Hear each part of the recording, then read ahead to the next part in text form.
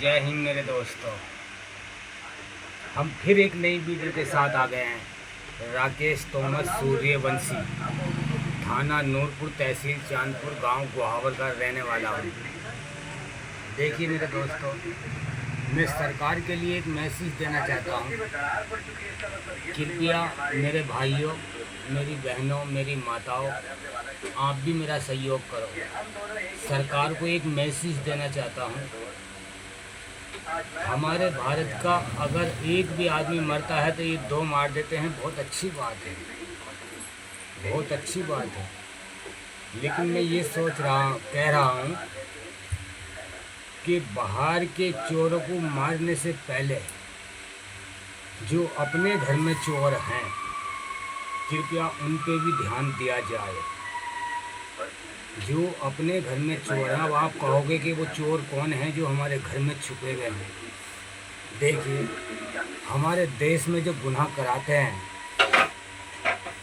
वो 4-5 प्रकार के लोग होते हैं। जैसे विधायक हुआ, एमएलए हुआ, प्रधान हुआ, डीएम हुआ, और शहर का पुलिस कमिश्नर हुआ, और थाने का इंचार्ज दरोगा हुआ, दीवान हुआ। यही लोग चोर कहलाए जाते हैं।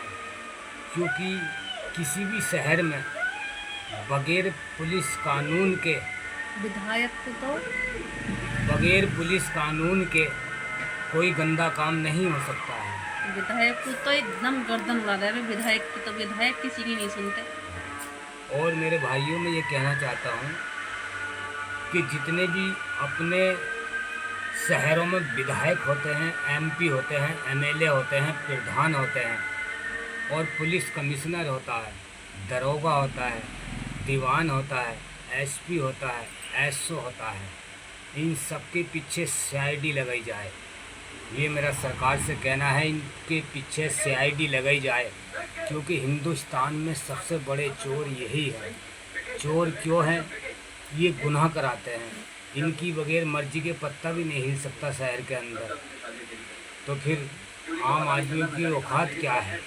आज खुलेआम शराब बेची जा रही है कच्ची, खुलेआम स्मोक बेची जा रही है, खुलेआम इंजेक्शन बेचे जा रहे हैं, खुलेआम सूंघने वाला नशा बेचा जा रहा है। ये क्यों बेचा जा रहा है? आप क्या सोचते हो कि बगैर पुलिस के बिक जाएगा? क्या पुलिस को नहीं पता कि शहर में कितनी जगह गांजा, शराब, अफीम, चरस, गांजा बिक रहा है, सूंघने वाला नशा बिक रहा है, या किस मेडिकल पे लगाने वाला इंजेक्शन बिक रहा है, या किस मेडिकल पे सूंघने वाला नशा बिक रहा है, या कहाँ घटिया नंबर 2 के काम हो रहे हैं, या थाने में किस आदमी पर अत्याचार करा जा रहा है। जिसके पास पैसा नहीं होता उसको तो ये भिख मंगा समझते हैं, थाने में गाली और देते हैं उसको, बिना वजह के टाउचर करते हैं उसको। पैसे वाले को कुछ टाउचर नहीं करते, क्योंकि उनसे इनकम होती है। इन लोगों को उनसे इनकम होती है, इसलिए बड़े आदमी को टाउचर नहीं करते हैं, छोटे आदमी को टाउचर करते हैं। क्योंकि छोटा आदमी से कुछ मिलने वाले तो है नहीं। बड़े आदमी मुंह भर देते हैं, इनका पैसा दे देते हैं। जो शराब बेच रहा वो भी थाने वाले को पैसे देता है, जो स्मोक बेच रहा वो भी पैसे देता है, जो गांजा बेच रहा वो भी पैसे देता है। तो मैं पूछता हूँ, ये चोरी कब तक होती रहेगी? ये अत्याचार कब तक होता रहेगा? इस हमारे हिंदुस्तान से ये अत्याचार ख़त्म होगा या नहीं होगा? या सरकार मेरी सुन रही है या नहीं सुन रही है?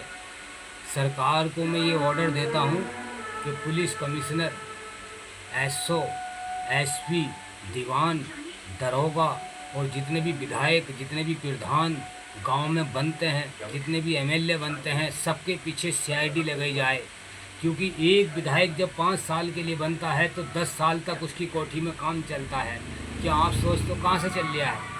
सरकार ने अगर 50 करोड़ रुपए एक विधायक को दे दिए तो सरकार ने ये पलट के नहीं देखा है कि इस विधायक ने 50 करोड़ रुपए किनारे से बढ़िया जगह पर लगाए हैं या नहीं लगाए हैं। क्या 50 करोड़ में से कितने रुपए लगाए हैं, ये सरकार ने कभी नहीं देखा है। क्या कभी किसी दरोगा से, या कभी किसी एसओ से, या कभी किसी पुलिस वाले से ये नहीं पूछा, ये उसकी छानबीन नहीं करी कि तेरी नौकरी तो है 1500 रुपये रोज़ की, और 1500 रुपये रोज़ तू उठा रहा है, तो ये फालतू खर्च कहाँ से कर रहा है, कहाँ से आ रहे हैं? क्या किसी दरोगा से पूछा है, या किसी एसओ से पूछा है, या शहर के डीएम से कभी पूछा है कि तुम्हारे शहर में क्या हो रहा है, या शहर के विधायक से पूछा है कि तुम्हारे शहर में क्या आ रहा है? ये सब विधायकों की जिम्मेवारी है अपने अपने शहर की गंदगी को सफा करना। जय हिंद मेरे दोस्तों।